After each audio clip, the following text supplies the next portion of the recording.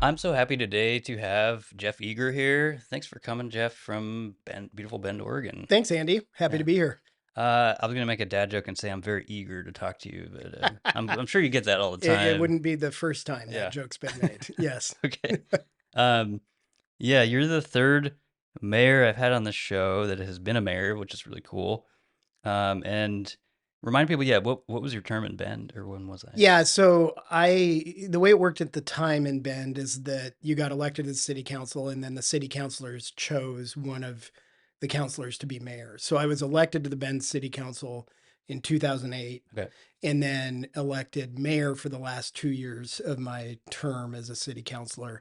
Didn't run for reelection. So I was on the council 2009 to 2013, Okay. mayor the last 2 years of that. Yeah, that's an interesting system. Is that kind They've of changed common? it. They've Okay. changed it since. So now it's more typical in the sense that people directly elect the mayor, Right. probably because they didn't like the quality of the mayors that came Okay. through the old system. No, But that's yeah, interesting. I don't think I've ever heard of that, but yes. So you run your commission campaign and then you get on there and then yep, they pick from those. yep, Interesting. Yeah. yep. Which makes for some really interesting kind of internal politics. There's 7 city councilors, and Okay. people are jockeying to be who's mayor, and you've got an electorate of 7 people that you're Yeah. trying to appeal to. Yeah. But it was fun. It it was during the Great Recession, Hmm. which in Bend was horrific, Was it? because we had had a very hot housing market, which we have again.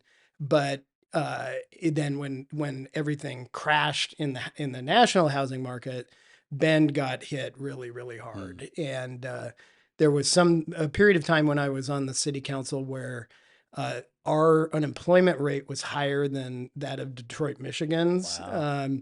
and it was a rough time for the city of Bend, but I enjoyed my tenure on the city Really? Yeah. council anyway, and I think we tried to make the best of it.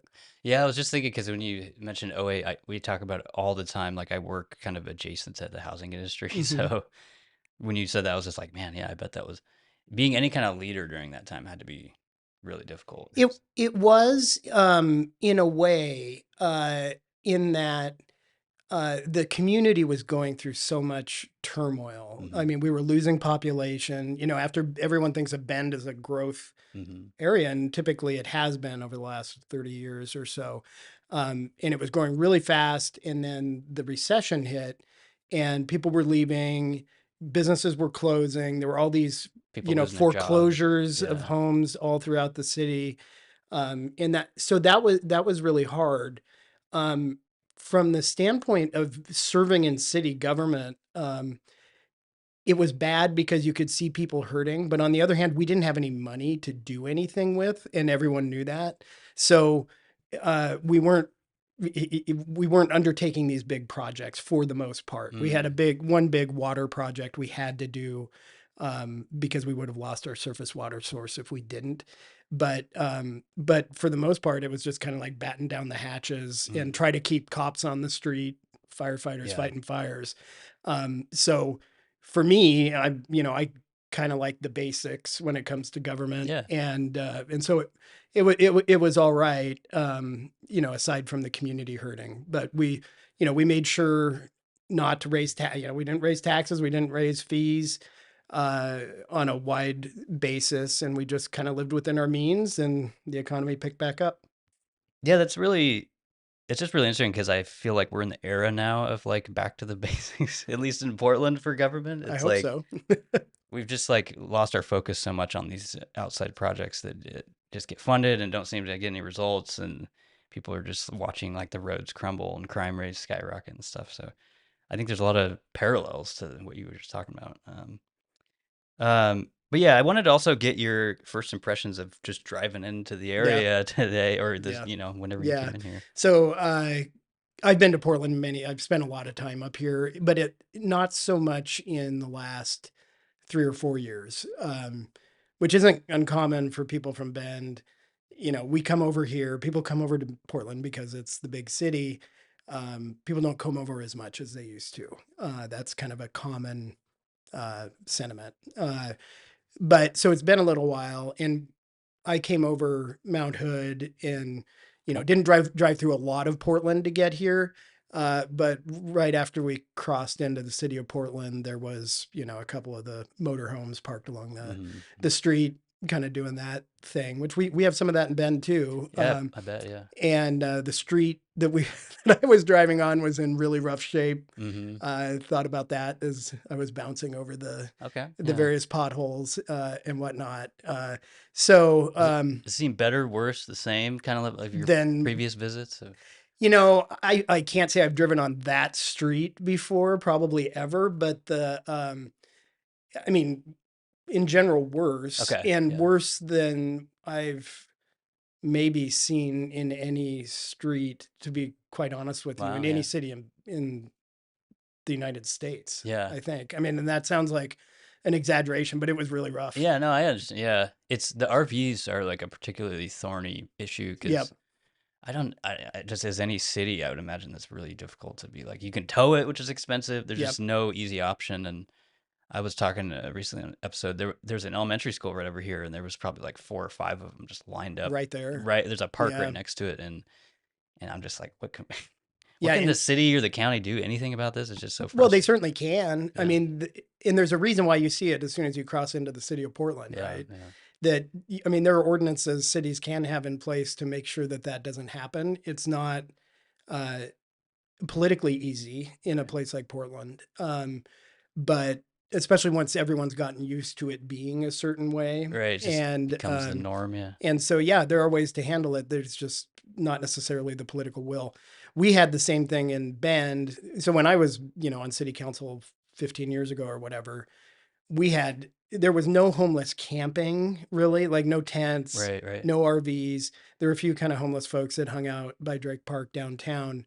And so we had some kind of loitering type of stuff we dealt with, but nothing like what Bend or Portland Hmm. deals with now.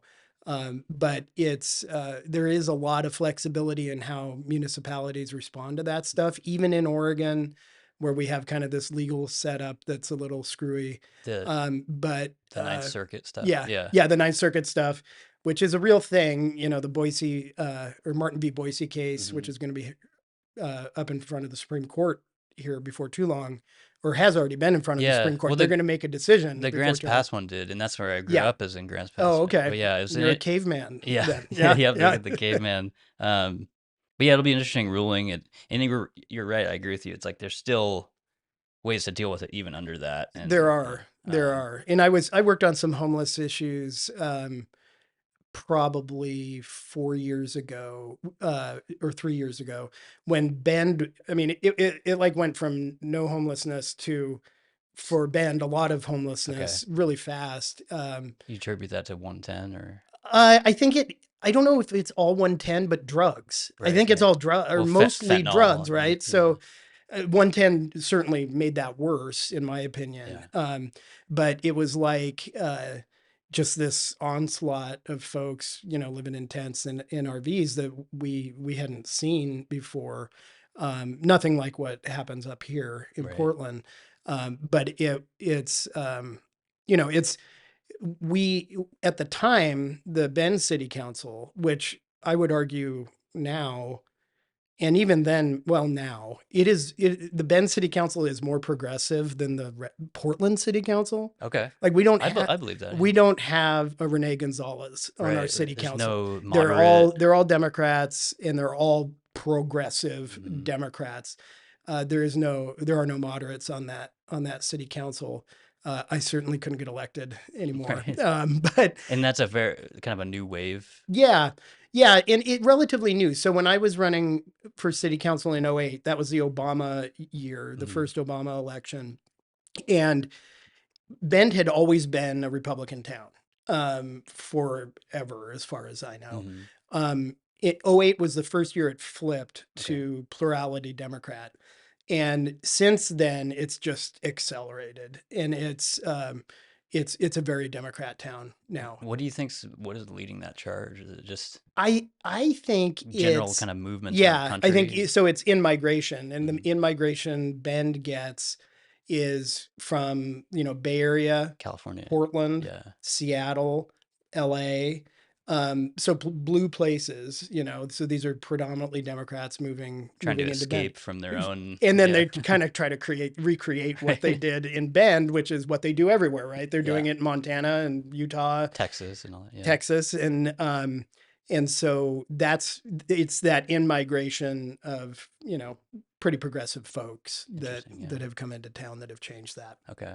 Um, yeah, I was thinking too. I don't know if you know anything about this, but I've seen a lot of like, I don't know what to call it, more rural encampments out in that area of Yeah, like you just go out in the I don't know, in the sticks in or the whatever. forest. Yeah, Yeah. And they're just kind of out there. Is that like that's a thing out it's a there? big Yeah. problem actually. So there's a just kind of southeast of Bend. There's this road that goes out called China Hat Road, Okay. which is uh, it's beautiful out there. It's national forest. Go through the national forest. Kind of, if you keep going on it, you can actually get all the way down to Fort Rock on Okay. it, Wow. kind of around Newberry Crater. But closer into Bend, but still in the Forest Service, there's a ton of camps out there Hmm. now, and there've been people who've died out there, Yeah. Yeah. and the fire risk is a big thing because in the summertime it's very dry, And they're and lighting fires and they're stuff. lighting Yeah. fires and they're living, they're living out there Right. Right. for extended periods of time. And there have been some fires, fortunately nothing catastrophic, but it is something everyone's Yeah. really worried about. And it's kind of this weird, or not even weird, it's this really unfortunate kind of juxtaposition of different jurisdictions trying to deal with it, Okay. because the Forest Service, they don't want to deal with it. Right. And you think about who runs the Forest Service, they don't like the idea of moving homeless folks out of the Right. Right. forest. And then you've got the local jurisdictions that are trying to deal with it as well. So it's we have both in Bend the kind of urban uh, homelessness, and then we have that kind of peripheral stuff right around the city Yeah. on federal land. Yeah, I just think it's interesting because we see a little bit of that up here. Like people get onto the islands and the river and stuff, but Oh it's yeah, still fairly close to the city. yeah, And like even just when I was driving back today on the 205 bridge, you'll see them because you always see bikes with just huge bags of cans and stuff yep, going up and from yep. across the state. But yeah, I just thought it was interesting. Yeah, I'm curious to just tell me a little bit about more about your time there, and I'm curious too about how you got elected on the commission Yeah. Um, or the city council. I mean, yeah, so I've always liked politics, like for some reason. No one in my family was into politics. yeah. I'm the same way. I'm like a nerd about it, and people just are like, I hate Yeah, politicians, and yeah, exactly, exactly. So it's a disease, Andy, yeah, that you and I are afflicted with. Um, but so I studied politics in college. Right after college, went to Washington D.C., worked on Capitol Hill for 4 years, and then came back to Oregon, went to law school at U of O, and then moved back home to Bend. I'd grown up in Bend, Mhm. and I knew I wanted to be involved in politics just because I've always enjoyed it. So practiced law for a few years, and then decided to run. And it's not like I stopped practicing law in Bend, as in many smaller towns. You don't get paid anything of Right, substance right. to serve on You the got to city keep council. working. So Yeah, I kept working, and also did the city council thing. And I was fortunate to run. I had a lot of support, and it. I think the issues I was talking about back then were jobs and what we should do with Mirror Pond, which is the pond right downtown that's okay. caused by a dam. And there's all this very localized controversy about Mirror Drama about it. Pond. Okay, And yeah, yeah, I've never heard yeah. that. Yeah, So every town has its own little kind of idiosyncratic political issues. yeah. But it was a great experience. I had been a staffer on Capitol Hill. Hmm. And so actually being a candidate and being an elected official, albeit in a much smaller role than people on Capitol Hill, was really educational for me. Mm-hmm. There's so much complexity to the way that we govern, and especially when you get down to the municipality level, because you've got the federal government has laws and rules, the state government has laws and rules, the county government has laws and rules, and then the city has laws and rules. And then, especially in a place like Bend, you've got the city government and you've got like the park district is a separate elected government. Really? Okay. Yeah. And then the school board, Right. and then you've got the county. So there's all these different kind of jurisdictions that kind of overlap. And it's like, well, why don't you just do this? Well, actually, we don't have anything to do with the schools. So you Mhm. should go Mhm. talk to the school board or uh, all that. And I think I'm a big time federalist, so I'm glad that we have, you know, localized government to the degree that we do. It's just oftentimes you get down to that local level and there's so many kind of competing Mm, jurisdictions mhm. that people have a hard time figuring out who does what. Yeah. Um, It's a huge problem up here because, yeah, people point to the county and the city and they're like do exactly. different things. And then we also have Metro up here, Yeah, which well, is another body of government yes, that's, you guys are lucky to have it yet another yeah. layer. Yeah. So I could totally see that. This is a random question. I might Yeah, edit this out, but um, like during that time up here, I don't know why I always think about this, but our water fluoride thing was a huge deal. I'm guessing you guys have fluoridated water there. nope. No, you don't. Okay. No, there is so I assume Portland has one too. Bend has a city charter, which is kind of like the constitution of the city. Okay. Yeah. And there's a provision in there that says you can't fluoridate the water, Really? Okay. which I believe was adopted by voters back in like the 70s or Okay. something. It's a long time ago. So there was at one point an anti-fluoride movement Mm. in Bend, and And yeah, they don't fluoridate the water it's there. stayed ever since. Okay. Yeah, I'd imagine the water quality is pretty good it's anyways. awesome. Yeah. But we have Bend has really, really good water. We get most of it we get from a creek that comes off the side of Broken Top Hmm. Mountain, and it's just cold and it's awesome. Hmm. It's awesome water that I mentioned during when I was on city council. The one big project we were doing Hmm. was the federal government. So talking about federal regulations impacting local, the federal government had instituted these regulations that require you to treat surface water, so something from a creek, Hmm. in a certain way, because 20 years before in Wisconsin, some cow poop got in the water and made people sick. Yeah. So then the federal government says, okay, everyone's got to do this certain thing to avoid that kind of incident, and that included Bend. And Portland it was dealing with the same thing actually Yeah. with Bull Run. It still happens. I don't know. There's like a tolerable amount of Yeah, dead animals of dead or whatever poop. gets in Yeah, there. Yeah. exactly.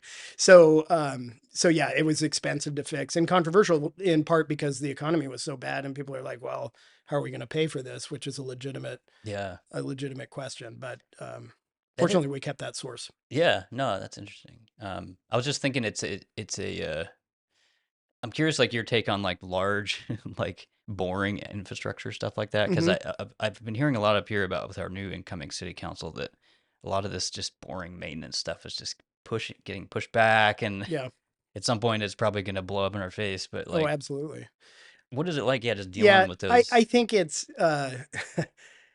you have to be aware of who you're talking to. So like if you went to the head of public works at any city, Mm, that head of public works is going to tell you all the deficiencies in the system he runs and why it needs to be fixed now, because it'll be cheaper to fix now than in 10 years when it all falls apart and everything goes to pot. mhm. Because that's their job, right, is to keep track of that kind of stuff, and they know from an ideal standpoint you do things differently.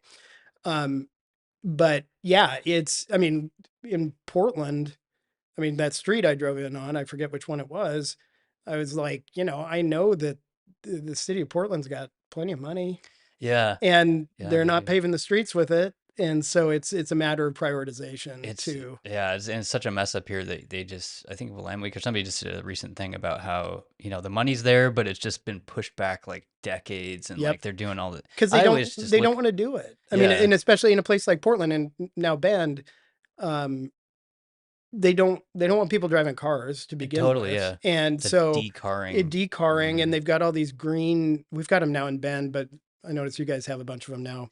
Those Yeah, green greenways and whatever, yeah. yeah, and you've got those and these big wide bike lanes, but Hmm. then the pavement's garbage, Totally. Yeah, and and it's just prioritization, and I would argue that the people that run Portland and run Bend now. they have priorities that don't necessarily line up with the priorities of the most of the people who live in their cities. Yeah, I would totally agree with that because I bring it up all the time on the show of like Portland at least was focused on bikes for so long, and they still are. Yes. But like pre-pandemic, they were just pouring money into it. And my whole argument now is that you have this whole work from home economy, and at least half the people are using it as, Yep. prior to that, I don't see many people at all using it. No. So it just seems like, yeah, shift those priorities back to the roads for at Yeah. least for a few years. But, Yeah. Yeah. Yeah. but yeah, that's interesting. Yeah, is there anything else you want to say about just your time in Bend before I kind of move on to some other stuff?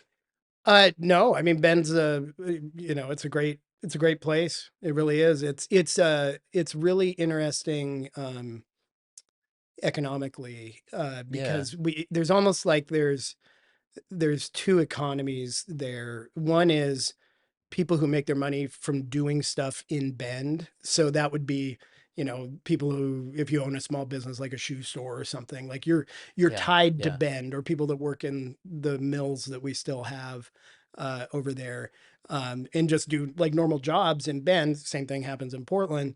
But then in Bend, there's a very large contingent of people that, you talked about working from home, hmm, that either retired from a bigger metropolitan area or moved to Bend and then telecommute. okay. As of a few years ago, I don't know if it's still true, Bend had the highest rate of commuters in the country. Um, I remember hearing about people that would fly in yeah, from the Bay Area. they do. And there's flights commonly to the Bay Area and back. And there are people that, you know, fly down to Bay Area Monday morning, fly back to Bend on Friday afternoon, Wow. and Yeah. like their families live there and Yeah. stuff. But then there's also people who just spend almost all their time in Bend just telecommuting, on the computer to, Google or Apple Right. or Big tech. Microsoft up Yeah. in Seattle. Okay. There's a lot of that. And those people, um, their income is not tied in any way to in any big way to Ben's local economy, right? Right. Right. They're selling software around the world. It's not like they And have a storefront there. Like, right. And the economics are just way different for those mhm. businesses. Like if you're working for Microsoft, you're making a lot more money typically than you would be making working in like a Bend centered Right. business, just because we don't have the scale. Yeah. And so what you have is the kind of telecommuters, or retirees from these bigger metro areas. They're buying houses, and that means that the price of houses gets bid way up. Mm-hmm. And a lot of people that make a living in Bend doing kind of normalish jobs, they've really been squeezed Yeah. by the cost of living over there. I could see. Yeah. I totally see that. But it's kind of growing in the tech world. Would Hmm. you say? Okay. Yeah, Yeah. no, for sure. Interesting. And you kind of answered this already, but you would never consider going back into politics there. You just don't I think it wouldn't would. say I would never consider it. Okay. I don't. I've got little kids now Yeah. too, so just the timing isn't great. But uh, I don't think I would get elected to anything in the Right. city of Bend. It's So more difficult now. yeah, Yeah. it just my politics don't line up with your median Bend voter that well anymore. Maybe that'll change. But the good thing is that I get to, I practice law still, Mhm. and I get to work in politics and write about politics and podcast about politics. So I kind of get my political jollies That that way. way right Yeah. now, and it's not as problematic from a family and work perspective as actually running for and serving in office. But I wouldn't say I would never do that again. Okay. We'll see. Kind of open. Yeah. Yeah. Yeah, it's a good segue because I was going to go right into your journalism, your website. Tell me how you got started doing that. And Well, so my newsletter and my podcast are called Oregon Roundup, which it's a great, I subscribe to it and I've listened to some of your shows and stuff. And and it's not related to rodeo in any way. People always ask me, Roundup. it's like, did you name it after the Pendleton Roundup? No, I'm not really like a rodeo guy. Rodeos are fine, but um, I just came up with the name for some reason. But it started as the Bend Business Roundup Okay. because I'm a business lawyer. So it really started, about 10 years ago as kind of like kind of a marketing thing, to be quite honest with you, just letting people know, hey, this law's changed, Mm. or, whatever, whatever. And then I started including in that newsletter some political stuff, like, fairly small bore business oriented Well, in some political capacity, stuff. you'd have to keep up with that, right? For Exactly, law. exactly. And then over time, it became more and more political, because that's just the way my brain works, unfortunately.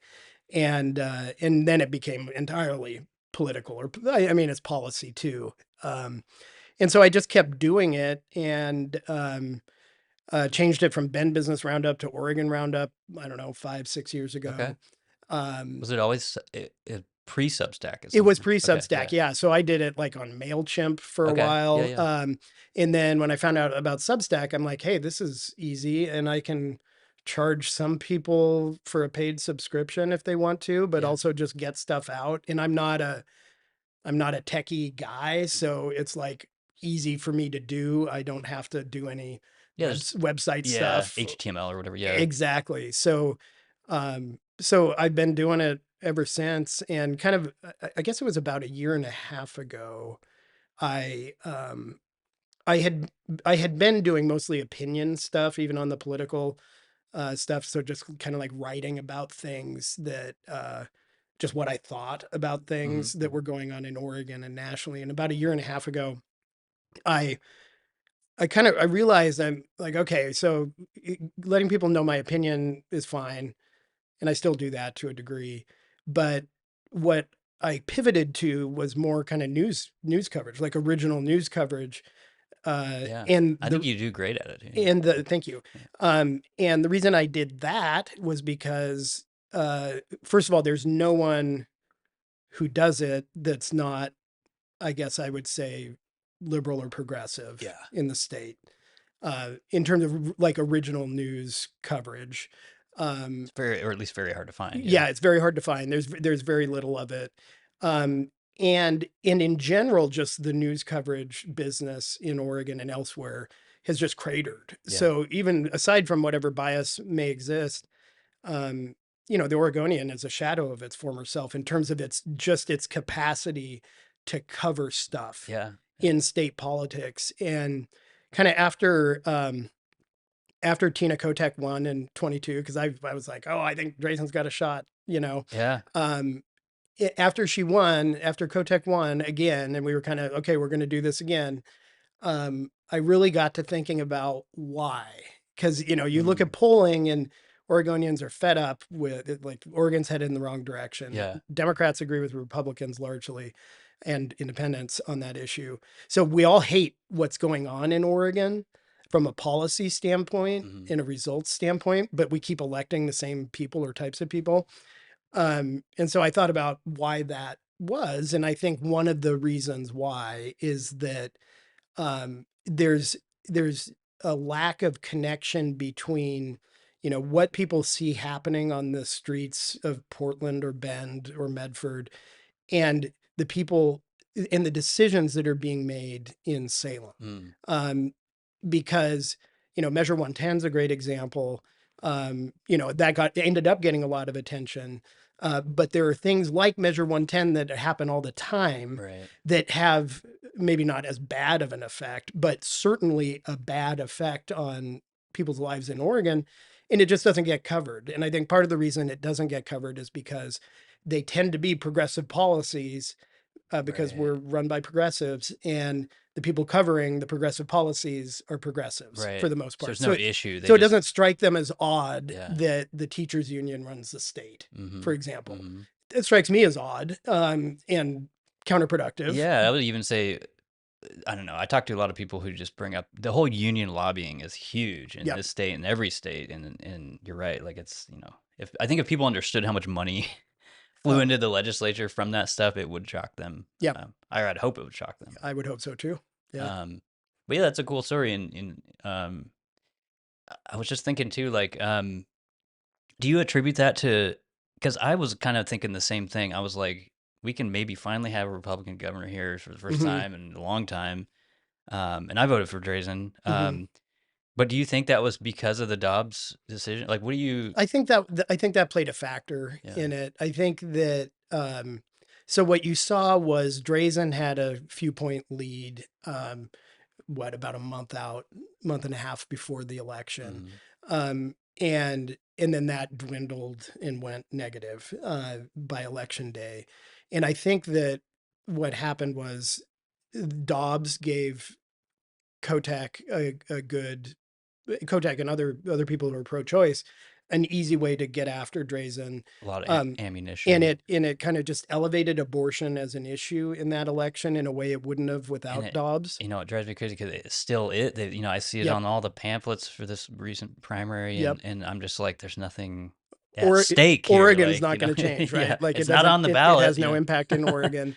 But But anyway, it yeah, certainly did elevate that. And I also think that one thing that happened before the 22 election is that, um, I think like a week or two before the election, Donald Trump came out and said that he was going to run for reelection, like he oh, was going okay, to run really, again. And Drazen's whole campaign was, "I'm not Trump. she's Like distancing. I'm Yeah, not national. I'm just focused on Oregon issues, et cetera, et cetera." And then you have Trump, who's very obviously unpopular in Oregon, probably more so then than now, kind of resurfacing right before. yeah, And I think that it was kind of a combination of those two things. Plus, Kotek got a whole bunch of money, got at the last minute. kind of Yeah, somewhat suspiciously in some cases. yeah, And so I think a confluence of those things is what got her over yeah. the top. That sounds right to me. I was also thinking too, like you said, it was people are deeply unhappy with the direction the state was going. And then after even Tina Kotek got elected, she was like the worst ranked governor for the Yep. first year or Yeah. so. I don't know Yeah. if she still is, but I think she is. yeah. Yeah. Um, yeah, it's a good segue to. I wanted to get your thoughts about I wrote down Kotek Amy scandal, which Yeah. has been going on and it just keeps growing. The latest thing I read this week, I'm sure you saw, is there's just more conversations Amy had with these pharmaceutical Yep. companies. And, Yep. um, but what do you think? Do you think this is going to end with a resignation or like how No, did, okay. I I don't. I just don't think Kotek would resign Yeah. unless Unless she it was was, really under duress. yeah. I think she loves it too much. I think it's her life. Or well, I shouldn't say it's her life. I think she very much loves being governor, and I don't think she would easily or willingly give it up. It would have to come to a point where something illegal clearly happened or something like that. Yeah, I Yeah. mean something illegal or so where she was facing like some criminal punishment, Mm-hmm.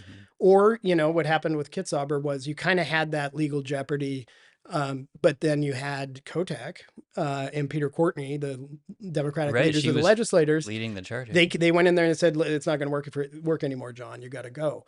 Um, So you get that pressure from yeah, the state. because Yeah. and so if Kotek becomes uh, an electoral liability Mm. to other Democrats in the state, they'll start kind of pressuring her to do stuff. And maybe they are now. The the Amy thing is really odd, and I think that to a large degree, people have missed what the source, what the real scandal is. And the real scandal is that Kotek lied about it. Mm. Like that's the thing. Like, would anyone care if Amy Kotek Wilson had an office in the governor's office and she did stuff, Mm. and maybe she had a scheduler that worked for her, and all that, and she just did kind of traditional first lady stuff, but they did that and then they did more, and then Kotek lied about it. I mean, quite frankly, Mm. she had her staff say that that Amy Kotek Wilson only meets with occasionally, or has had one or two meetings with behavioral health staff. Mm.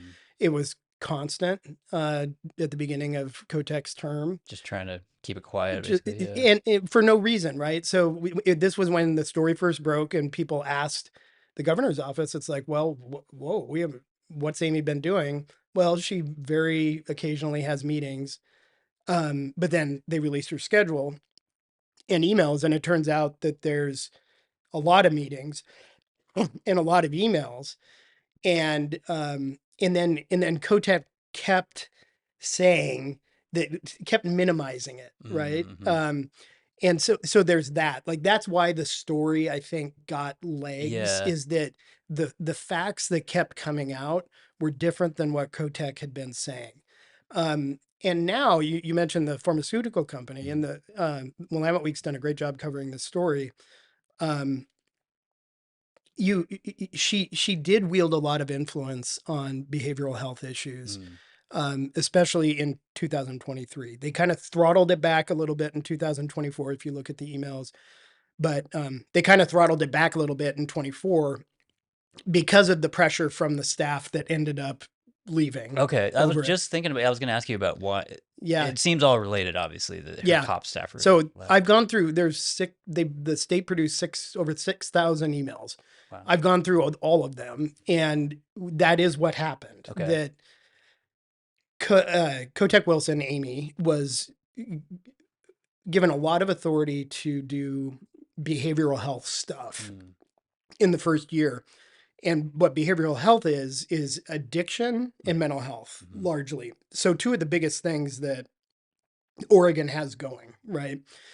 And she was empowered to do those things. And Kotek says she was empowered because she's a social worker and she is a recovering addict herself. Okay, that's what I was wondering. If she has some background. Yep. Kind of. And I mean, there are a lot of social workers in the state of Oregon, and Yeah. she's like the lowest level Okay. of licensure. So it's not like she had any specific It's kind of like kind of she had a degree in it or something, and yeah, no, yeah. and she certainly had no background on the policy end, Mm. other than she had worked as a lobbyist for the SEIU Mm. and Okay. others. So I mean, she never would have hired Amy if she hadn't been her wife, right? Right. Right. And that much is obvious. But so she had all this authority, and then Andrea Cooper, who was the chief of staff for Kotek at the time, and a couple of the other staffers, they started they started saying, well, this is outside of the normal order, Hmm. that she needs to be like, Amy needs to be like incorporated into the way the governor's Hmm. office works, It wasn't kind of a and make her more official, make it legal, right et cetera, et transparent. cetera. Yeah. Yeah. And Kotek fought against that, but she did draw back on some things. And then those staffers ended up leaving, Okay. um, Yeah. ultimately over it. I think I remember because yeah, didn't you do a big article about all the staffers Mm-hmm. leaving? I'm curious, like, what's there? Are those all just like interim people since then? Or what are they doing after that? Well, oh, so who's doing the job now? The top staffers that left. Oh, well, so Andrea Cooper, who was the chief of staff, she is theoretically working for the Department of Administrative Services, which is the state agency that does all like the boring HR stuff. Okay. And like, I think they do buildings and like Mm. all the kind of administrative stuff for the state government. So at the same time she was leaving Kotek's office, she signs this agreement with DAS Mm. to go work for them, keeping her $303,000 a year salary she Just had as chief kind of of staff. shifted her over. Yeah. Yeah, and just kind of pushed her over to DAS until I think November of this year. Um, a lot of people, and I think this is true, a lot of people think that that was done to kind of placate Cooper. The problem is that um, in terms of the liability of the state, there's no there's no release agreement associated with that. Mm. And this has been something I've thought was interesting about this story from the beginning, is that Andrea Cooper is black. Um, and when Kotek hired her right before she took office, she made a big deal about Cooper being the first female black Mm-hmm. Mm-hmm. chief of staff in the state of Oregon. And, she ends up getting pushed aside for Kotek's white wife, right? So, Yeah, that is interesting. Yeah. so there's a potential discrimination claim there. Yeah. Yeah.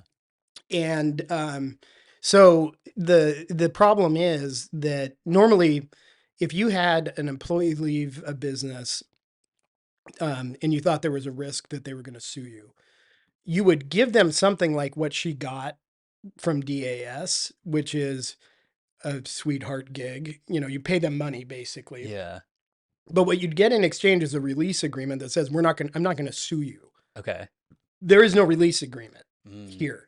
So they gave her the sweet DAS gig, um, but she could still sue. And that's the way this all went down. I think that's the other shoe that may drop. I don't know if it will. Maybe Cooper won't sue. But it would surprise me if she doesn't at least threaten to sue, Yeah, yeah. because there'd be a whole lot of political motivation on the state's part to settle out that lawsuit Right. before going through all this stuff in the context of litigation again. Hmm. Yeah, I was thinking, do you think like, was that intentional leaving that or not having that agreement, like leaving that open Yeah, to, I don't know.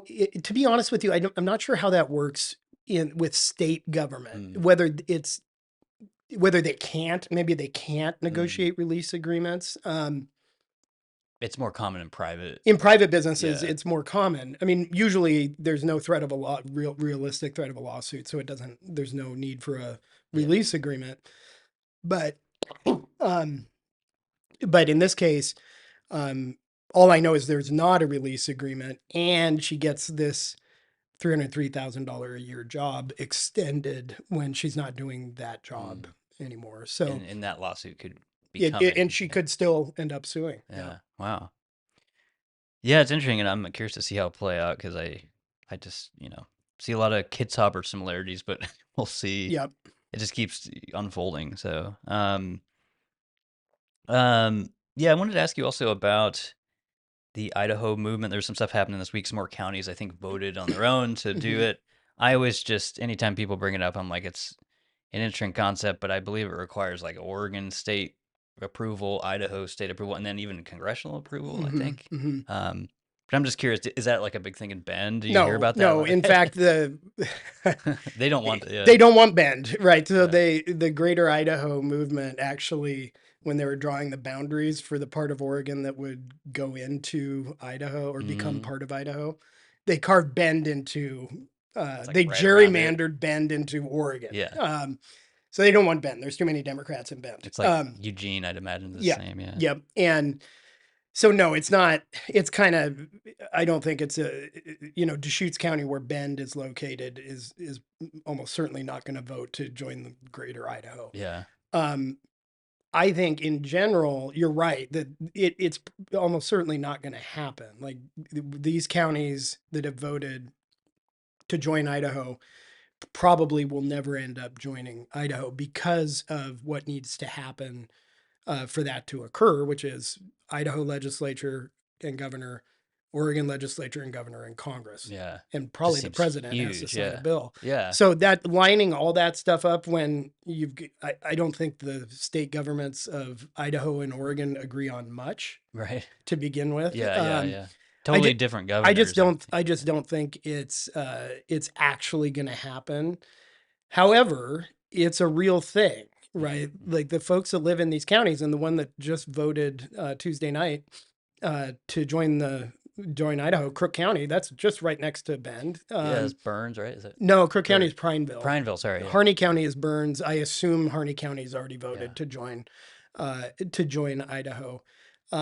So there is a ton of discontent on the east side of the mountains over what's happening in Oregon, and that's always been the case. Mhm. The rural divide. You know, Yeah. when I worked on Capitol Hill for Greg Walden, he represented Eastern Oregon, and they were mad about what Portland was doing then.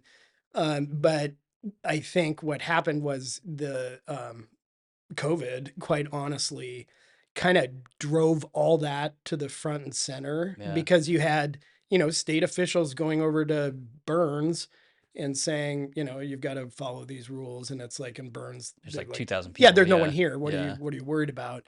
And so there was a lot of backlash to that. And as Democrats or the Democrats who run Oregon have gotten more and more progressive, the people in Eastern Oregon have been like, whoa, this doesn't work for us anymore. So that's why you're seeing these uh, these votes. And even though I don't think it's ever going to happen, it's actually kind of a clever messaging tool Yeah. for those Yeah. folks to really express Yeah. the depth of their dissatisfaction. And it's a real thing. And those, I spend quite a bit of time in Eastern Oregon, love that part of the state. Those people are Oregonians every bit as much as, Portland, Hmm. right? They just are. Yeah. And they're what happens over there is a lot different than over here, in terms of what people do for a living and their lifestyle and the culture and their political beliefs in large. Um, and they just feel like they're just run over Right. all the time. And because they are. Yeah. I mean, they are, especially on natural resource stuff, Hmm. which is still a big deal in Eastern Oregon, because that's all they've got is land and trees Right. and Right. minerals and stuff like that and grazing cows. The state actively discourages now a lot of those activities, and you can see, and it's not just Eastern Oregon. I mean, there's old dead timber towns all throughout Western Oregon too, Hmm. but there's like a palpable hostility toward the way of life that a lot of people in Oregon used to have, and a lot of people in Oregon still have or would have if they could lawfully cut trees and Hmm. do all that stuff that people used to do. And so it's just kind of a lot of disgust, I Yeah. think. And I can't blame them. I mean, I don't make my living that way. I push paper, but um, my dad was a logger. My Yeah. dad worked in mills, well, I know a lot of people who did, and it's just that hostility to that way of making a living, is just grounded into the dirt. Yeah, it kind of reminds me of you remember the whole I think it was with coal miners, the whole like hey learn to code that thing. Yeah. You know what I'm talking about? Yep. Yep. Yep. It just yeah, they're totally missing the mark of like this is just a blue collar way of life and Yeah. people enjoy it and that's what they do and want and so a lot of people have no option. That's just like That's true. I was thinking too it seems like a part of this bigger thing nationally that's kind of with this big push to EVs and there's a huge demand for these I don't know what the word is, minerals. Yeah. Rare earth minerals, I think they call them. Yeah, and Yeah. I believe somebody was telling me there's some like cache in Oregon that Hmm. we could be Yep. utilizing, but I think the state shut it down and Yeah, there's one, as I understand it, there's one like in far eastern Oregon, and there's a fight about whether people are going to be able to access it or not. okay. Yeah. Yeah. It just seems interesting because yeah, I'm a much more open person to that kind of stuff, Hmm. especially with this upcoming huge demand for energy. I mean, there is already a demand for energy, but yeah, it's interesting with the urban rural divide. Hmm. Okay, I did want to get this quick thing about OLCC. We are talking a little before we recorded Hmm. about it. I'm just curious, like, I do this a lot with Metro up here, but I'm just curious, like, your take on just explaining what they do to people. Obviously, they used to be just the alcohol Yep. commission, right? Yep. And then when weed was legalized, they oversee that. But I'm just curious, like, if you were explaining to somebody what they do now and the problems with it that you see, and Well, I mean, what they do is, so OLC Oregon is I'm going to get this wrong. I think it's called control state. So there's different terminology for the ways different states regulate alcohol. hmm And Oregon's is like the most extreme in the sense that they literally sell it, they and sell it. Like yeah, they sell the alcohol and they regulate the alcohol. mm, So that in and of itself creates kind of a conflict, mm, right? Because they're trying to regulate something they're selling, right, and they make a lot of money for the state, like hundreds of millions of dollars every year goes into the coffers of the state of Oregon because of what OLCC does.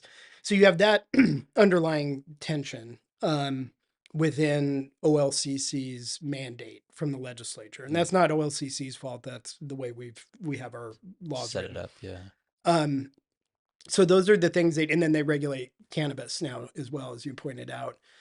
So what they've done most recently, and the reason why the Oregon Liquor and Cannabis Commission became somewhat nationally known, was that some of the folks that were working there were setting aside these bottles of rare bourbon that they could buy, but that weren't available to other Oregonians Mm-hmm. in the same way.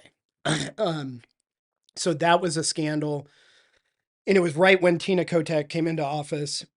She made a big deal out of demanding that these people all be fired, Oh, really? and they were fired. Some of them are now suing the state of Oregon over the Oh, wow. circumstances in which they were fired. And but now what's happened since it is through I've learned through my reporting and some other reporting from the Oregonian and others is that there were other people doing the same thing with setting aside these rare bottles of bourbon. Okay. And they're still working at OLCC. Oh. And so it it's really murky how that whole thing happened. Like the practice of setting aside these bottles had been going on for a long time, Mm. but it doesn't look good for Yeah, no, sure. And absolutely no, then yeah. and then when it all hit the news, Kotek, in my opinion, kind of overreacted because she demanded they all be fired.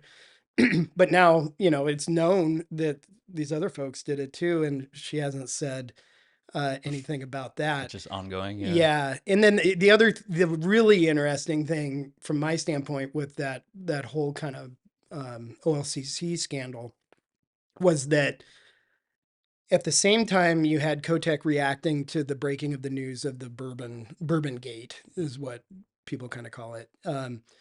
She was she had been supported to a great degree financially by La Moda, the Mm-hmm. cannabis company that's now Tied up with kind of She Made discredited. Fagan and all that, yeah. Yep, that she had taken a bunch of money from them. Um, their number one thing from a regulatory standpoint was getting rid of Steve Marks, who used to run the OLCC. Okay. He was one of them that Kotek demanded be fired. Mm. So there's a theory that one of the reasons, or maybe the main reason, that Kotek really wanted to get rid of Marks was because LaModa wanted him gone. Mm. And then this bourbon scandal hits, and she's like, okay, well, She let's just get clears rid of them them out, all. yeah, Yeah. yeah. So and that's all kind of supposition at this point, but she has not answered when she's asked, why did you fire Steve Marks? She just says it was time for a change. Mm. um so Interesting, yeah. um so there's a lot, kind of, that the bourbon scandal kind of kicked off a lot of scandal stuff in the Mm. state of Oregon over the last year and a half. Yeah, no, I didn't know a lot of that. That's Yeah. like, I'm glad people like you like keep track of this stuff because it's really difficult for the average person to, but it is really interesting. And yeah, it seems like it's being unraveled more and more. Okay, I did want to ask you about, before I get into these really goofy questions, Hmm. this is the first time I've asked this, but I'm obsessed with this place called Cowboy Dinner Tree. Oh yes, Do you know what I'm talking about? I'm I, somewhat obsessed I'm with it so myself. glad I've never been, but I'm going to Lakeview this summer. My dad, I was born in Lakeview. I don't know if you know that is, but Oh yeah, it's kind of close. you were born in I was Lakeview. born in Good for Lakeview, you. yeah, and my dad still lives there. But yeah, I'm gonna try to go. But I'm just, have you been there? Oh yes, Okay, yeah, a number of times.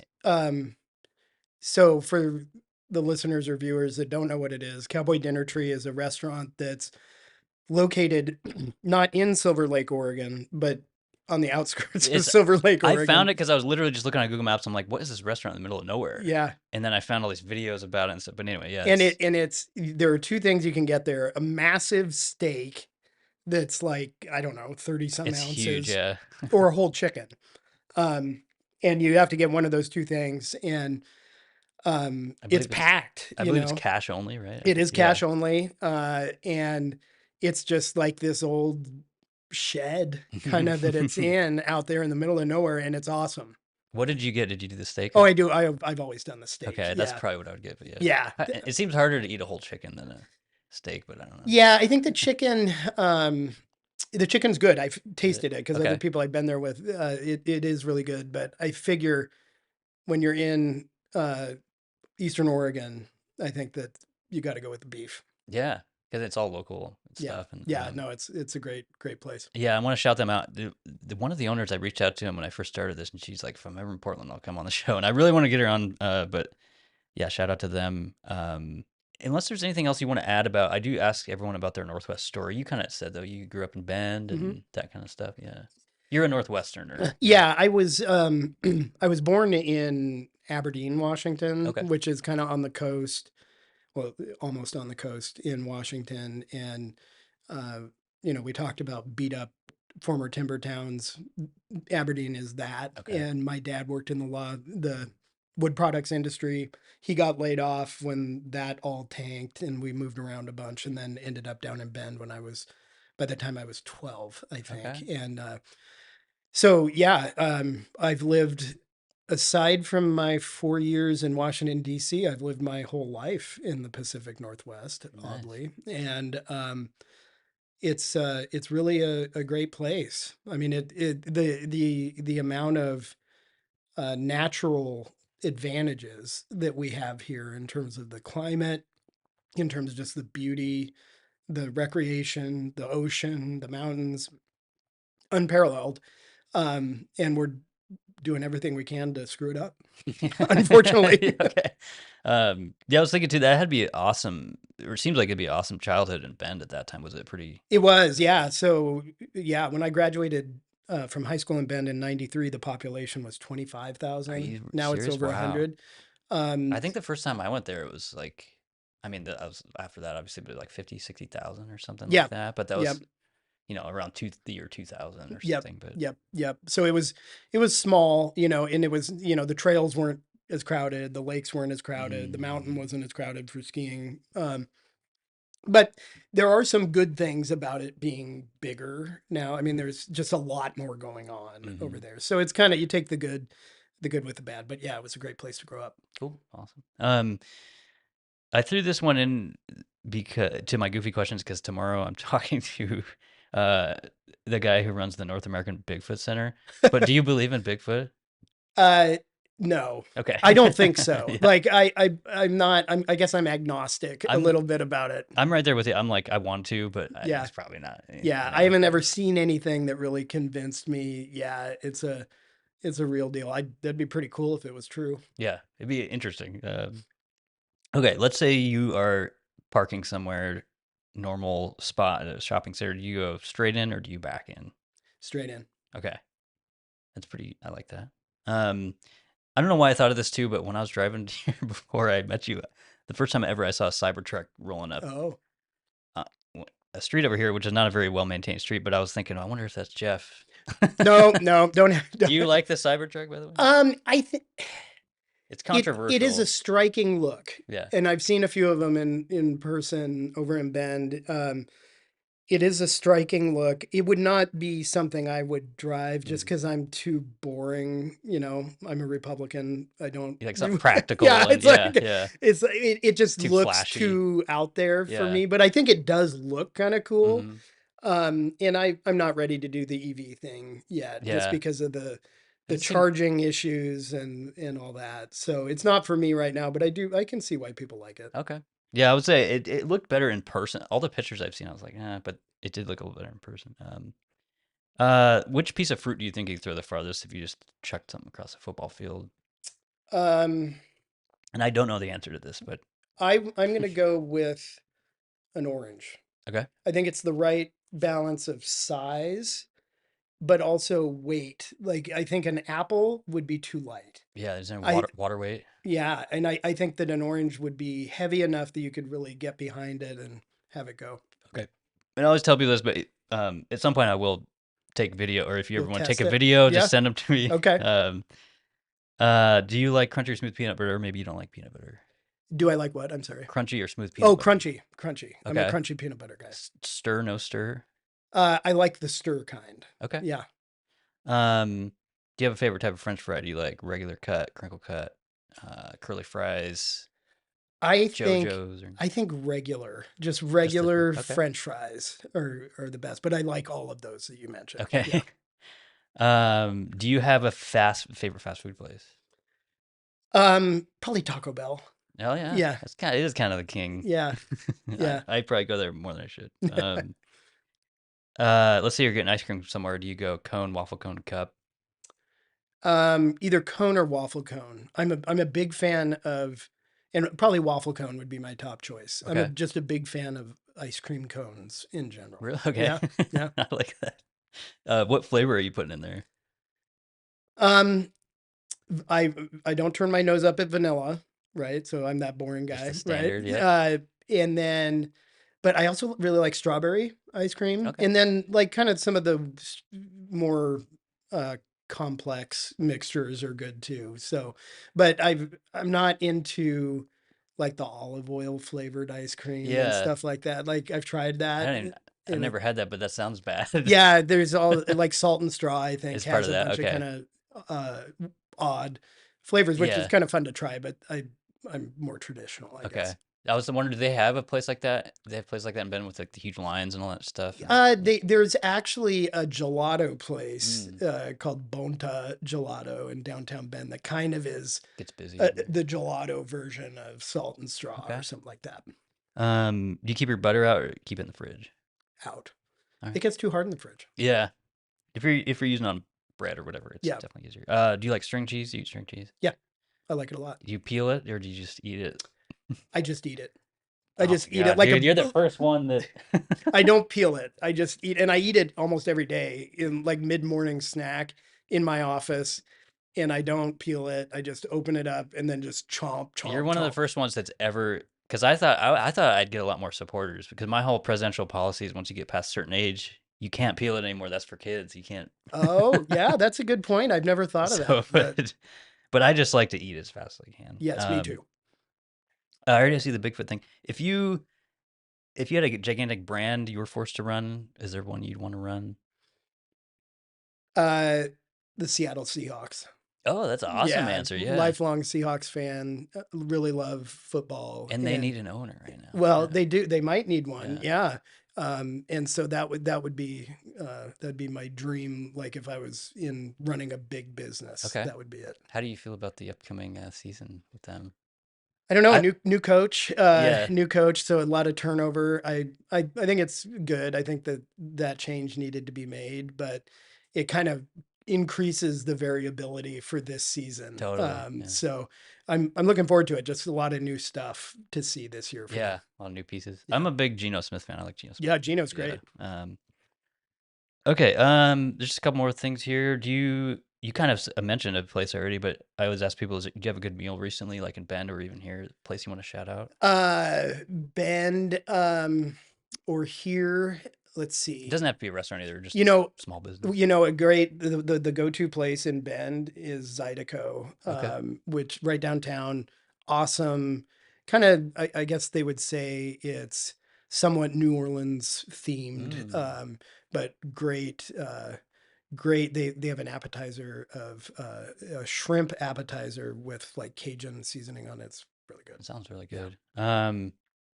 All right, cool. Yeah, I just wanted to give you a last chance to like plug uh your Substack and all that Yeah. stuff. Like, where do people go to support you? Yeah, so my Substack, called Oregon Roundup, is at Oregon Roundup, spelled just like it sounds, .substack.com. And you can access most of the stuff on there for free. Most of the stories are free. There are some paid only stuff, but especially most of the news coverage I keep free. And then my podcast on there. And I don't do a whole lot of social media. I'm on Twitter at Jeff_Eager. Well, there you go. Yeah, is there anything else you want to say before we wrap it up here? I don't think so. Thanks so much for having me. Yeah, I'll have to have you back. You're always I'd welcome. love to.